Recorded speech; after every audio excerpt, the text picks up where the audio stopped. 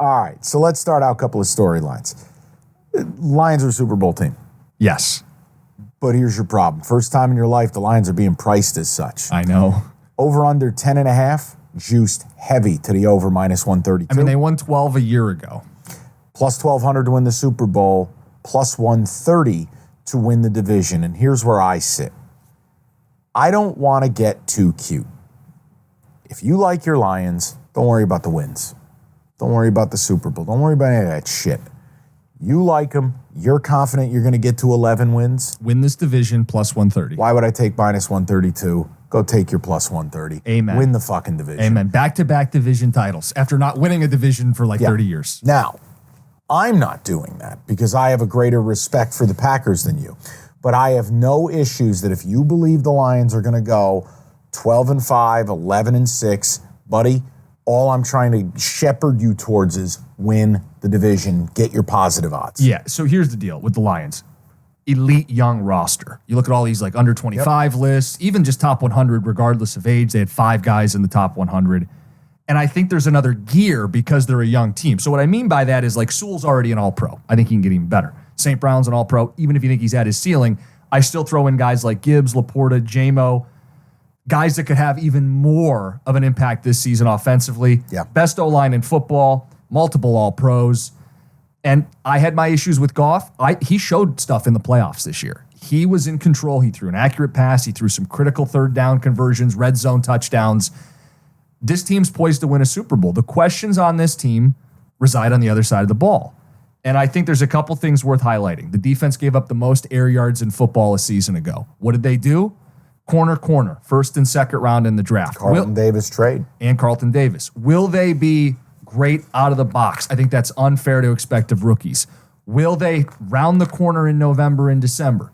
The guys they brought in have the mentality to play the man coverage scheme they want. If you're going to blitz a lot, I think they will and did. Those guys need to be able to win one-on-one. Those are the guys they targeted in the draft. It felt intentional.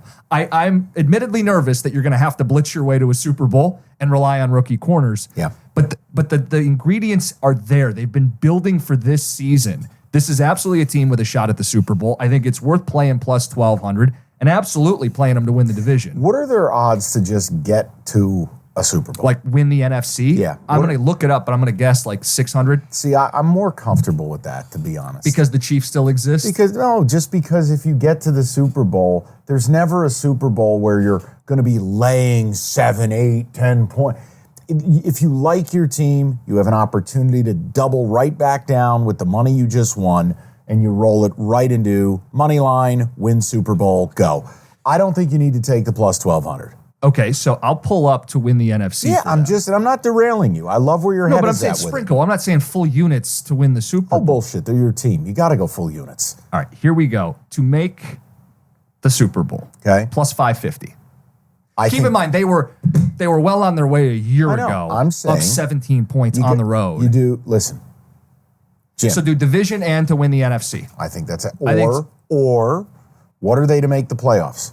It's going to be minus odds. I know it will, but how bad? I want to see if I can do some math for you. To make the playoffs, minus 260. Can't do it. Yeah. Win the division plus 130, and I think... And win the NFC, because again, the Chiefs are the Chiefs. Mahomes is unfair. I think the Bengals will have something to say.